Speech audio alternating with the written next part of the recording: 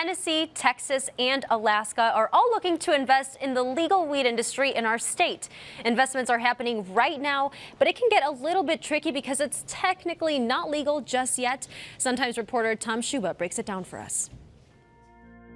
All right, Tom, so let's talk about how successful this recreational marijuana business and industry is set to be. The key sponsors of the pot legalization bill have said, like, we're going to have $58 million in revenue total next year from pot sales.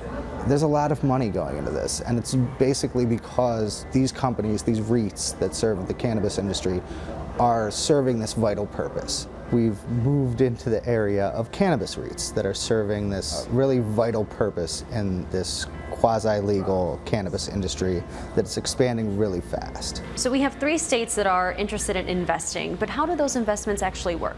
There's a San Diego-based company that's emerged as kind of the leading cannabis REIT.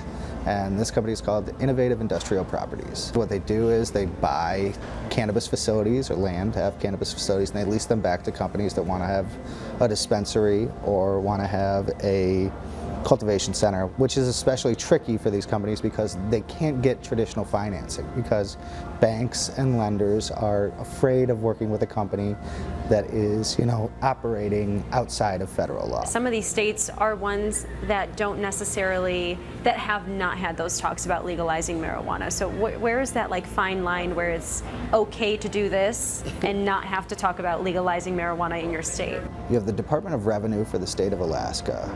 You have the Treasury Department for the state of Tennessee. You have the Common Public School Fund for the state of Texas.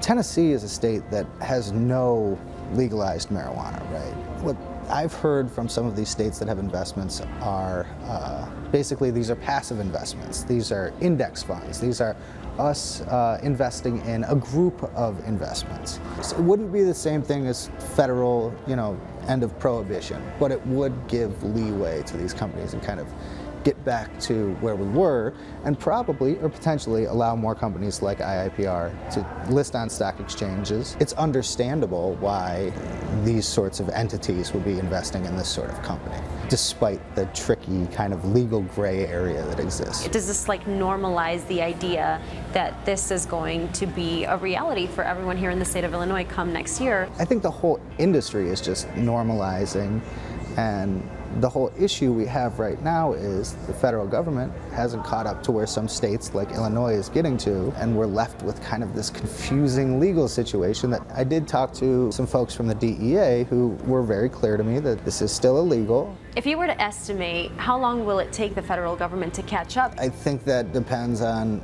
who becomes the president. So, if you look at the Democratic field, you have, I'm pretty sure every single person has signaled support for the legalization of marijuana.